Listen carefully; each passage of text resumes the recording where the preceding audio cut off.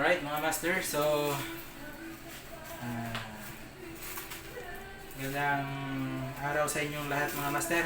So mag-unbox tayo ng rod, no? Pinadala sa atin ng isa sa mga master na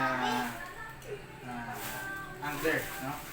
So unbox natin ito, kapong 702 Penta series. So ito yung possible magiging bago kong setup mga master. So yan, buksan natin yung mga master. So maganda yung pagka bubble wrap mga master, no? Secured na secured mga master. Buong nakabalot talaga ng bubble wrap mga master. Alright, so tara, samahan nyo akong i-unbox ito mga master.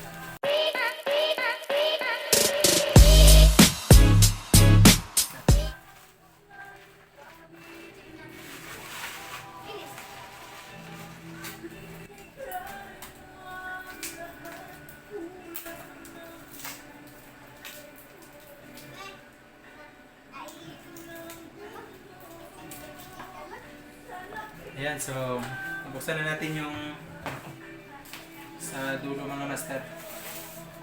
So ito na mga master, yung kapong 702 Penta series, yung latest ngayon ng kapong mga master sa 702. Ayan, so meron pa nakalagay na bubble wrap dito mga master para hindi maputol yung tip. So yan talaga yung importante mga master. Gusto ko na ganun ka mag-spray ako.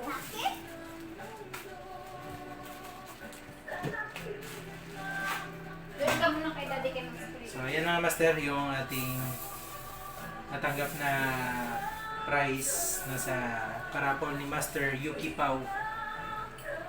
So ito na yung kapong 702. So ito yung dati kong kapong mga master. Nak, nag-spray ako dyan, nak, ha? Ito yun siya, pero hindi ito siya Pinta series mga master. Ito yung second edition mga master ng kapong. Pero ito naman ang gagamitin natin mga master.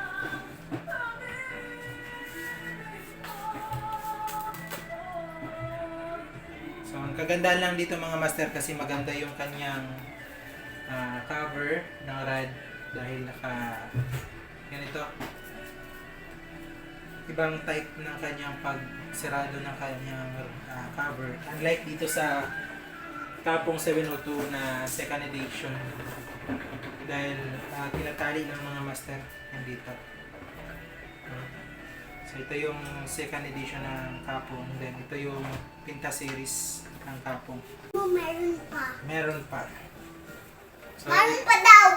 so ito mga master, no? Kinuha na natin siya sa loob ng cover. So kitang-kita naman mga master, no? Ang kanyang tatak. Yan, yung dragonfly. Yan. Yan, so merong may sticker siya, serial number. Ay, hindi pala. Barcode, no? Barcode ng kapong na papatunay na brand new mga master. Relix Nusantra kapong generation Gen 3, no? And then SP702. Yan. So meron siyang nakalagay dito na warning sign. Ayan. So yan yung warning sign niya mga master. So ang kanya loob, tulad pa rin sa kapong na special edition, second edition, merong nakatatak dito na Relix Nusantra. So ito yung kanyang ang higpit mga master, no? Ito talagang isa sa mga palatandaan mga master na kapong, kasi parang flicker siya mga master, nagki-click siya pag iniikot mo siya. Ayan. Pag i-close mo siya, ganun pa rin. Natutunog pa rin siya mga master. So ang kanyang bottom mga master ay parang flat na slide siya. Ayan, flat na slide. Unlike doon sa second edition is round lang siya mga master below. Ayan, dito naman siya is flat na slide, slanting. Ayan. So dito naman sa kanya, dito naman sa kanya mga master, sa body niya mga master, maganda siya mga master. Ayan. So, maganda yung kanyang color mga master. Yan. Nakalagay dyan. Kapong 702. Ayan. So, ibang color siya mga master dun sa 702 na second edition. UL. Yan. So, ito yung kanyang specs mga master kung mapapansin mo. Ayan. Hindi masyado maklaro mga master. No? Ayan. So, lure weight is 2 gram to 10 gram na lure. Ayan. Then, ang kanyang light capacity is from 2 pounds to 6 pounds. Ayan. Ito mga master. Oh, ito. Then, ang kanyang length is 7 meters. 7 foot. 7 foot yan siya mga master. Ayan. Ito yung tatak na kanyang Pinta series na sign. Ayan, ito. UL. So, may nakatatak dito mga master na W. W. PB. So, hindi ko lang alam kung ano meaning nito mga master. Comment down below lang mga master kung ano ibig sabihin nito. So, ito isa sa mga palatandaan mga master, hindi talaga ito mawawala pag galing kay sa Relix Nusantra. No, ang kanilang ito ang sinasabit nila dito mga master. Ayan. So, titignan naman natin mga master yung kanyang tip.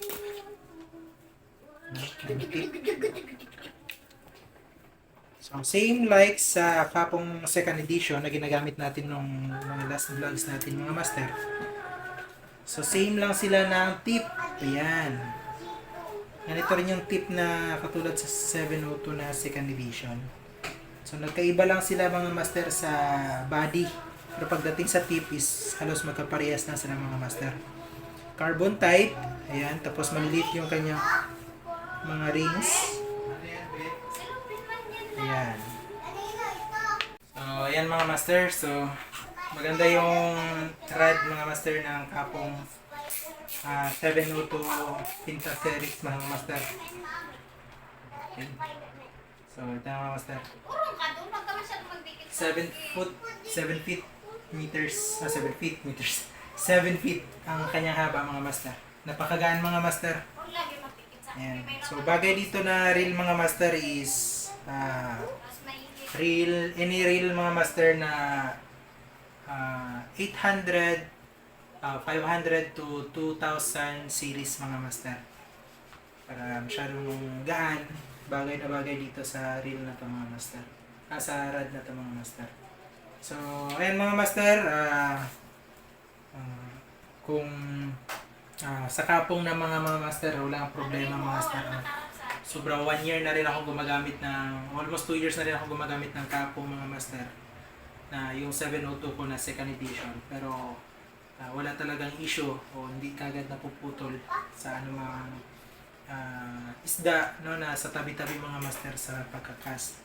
Maliban na lang kung ma-strikean tayo ng mga malalaking isda like tulingan na kuan, hindi ko pa na-experience kasi pero based sa mga kuan ginagamit pa nga nila pang jigging mga master 702.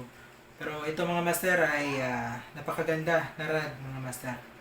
So kung may plano kayo no, kuha nitong kapong 702 Pinta series, so hindi kayo magsisisi mga master dahil napakaganda mga master. Alright, so kung nagustuhan nyo ang aking video mga master, don't forget to like, share, and subscribe to my YouTube channel para updated tayo sa mga sa mga bago nating mga video mga master. Alright, so thank you sa inyong panonood.